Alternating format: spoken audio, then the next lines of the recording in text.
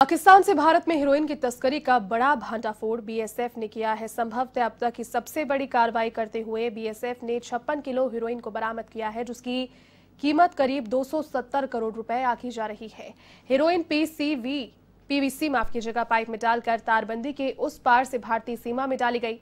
आंधी और तूफान के बीच बीएसएफ के जवानों ने इस बड़ी कार्रवाई को अंजाम दिया। हालांकि पीवीसी पाइप तो यहां पहुंचाने के लिए पाकिस्तानी तस्कर बाद में भागने में सफल तो हो गए, तो वहीं बॉर्डर पर बीएसएफ डीआईजी से खास बातचीत की हमारे संवाददाता सुरेंद्र टेलू ने।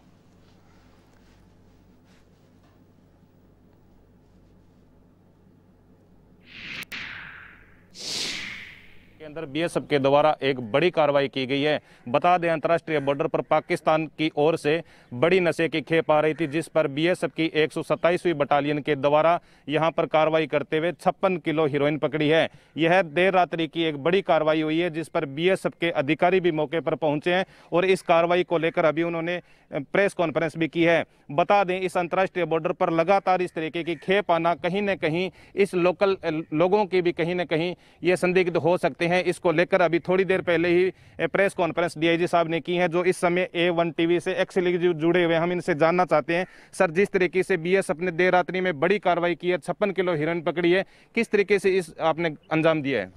देखिए, हमें कुछ इन्फॉर्मेशन थी कि यहाँ पे कुछ ऐसा हरकत कर सकते हैं और स्मगलिंग एक्टिविटीज़ हो सकती है, और गंगानगर में भी पहले एक्टिविटीज़ होती रही है, और बीकानेर सेक्टर जो है इसके अंदर पहले इन्होंने अटेम्प्ट किए हैं, लेकिन हमारे जवान बड़े अलर्ट थे और उसको ध्यान में रखते हुए अभी रिसेंटली जो हमें इन्फॉर्मेशन मिली थी उसको इन्फॉर्मेशन के ऊपर फिर हम लोगों ने ऑपरेशन प्लान किया। हमारे अमिताभ पवार साहब है, कमांडेंट साहब, उनसे हमारी मीटिंग हुई। हमारे इंटेलिजेंस ब्रांच वाले दीपेंद्र शेखावत, उनसे हमारी मीटिंग हुई। फिर हम लोगों ने यहाँ आके पूरे एरिया की रैकी करी और हमारे लड़कों को हमने अलर्ट किया। हमारे बहादुर जवान जो है उनको बताया गया कि साहब, इस एरिया से कभी भी कुछ हरकत हो सकती है और आप लोगों ने अलर्ट रहना है। उसको ध्यान में रखते हुए हमारे जवान बिल्कुल अलर्ट थे।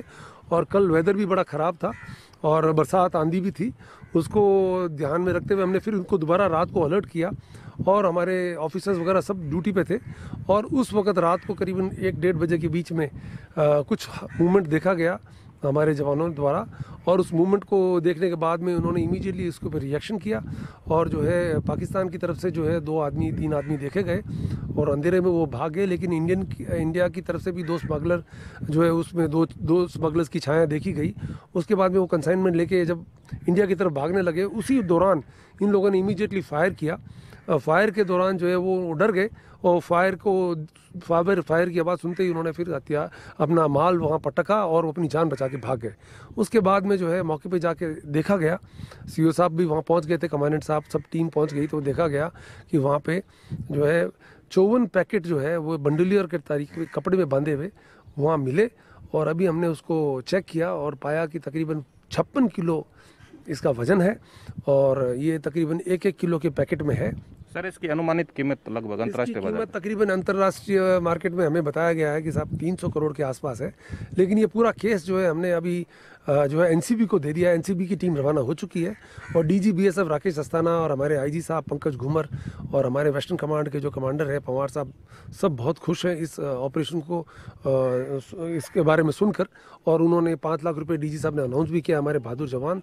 और हमारे ये बहादुर जवान जो है यहाँ पे वीर बलराम और सचिन SK यहाँ खड़े हैं, ये लोग ड्यूटी पे थे और हमें गर्व है हमारी फोर्स के ऊपर कि जो है ऐसे मौके पे जो है जब देश की अंदर जो है ये कोरोना फैला हुआ है, लेकिन हम लोग यहाँ बॉर्डर पे अलर्ट हैं। सर, ये तस्कर पहले भी इस क्षेत्र के अंदर घटना को अंजाम दे चुके हैं, हालांकि बीएसएफ अलर्ट है, लेकिन कहीं न कहीं ये भी रैकी करते हैं और अगर माना जाए तो स्थानीय लोगों की भी कोई भूमिका हो सकती है।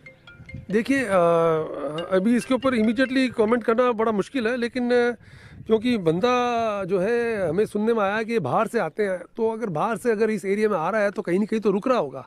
एकदम तो वो कोई ऐसे ऑपरेशन अंजाम नहीं दे सकता जब तक एरिया के बारे में उसको जानकारी नहीं है। तो ये तो अब तफ्तीश में पता चलेगा कि कौन कौन लोग जो है इनके साथ जुड़े हुए हैं।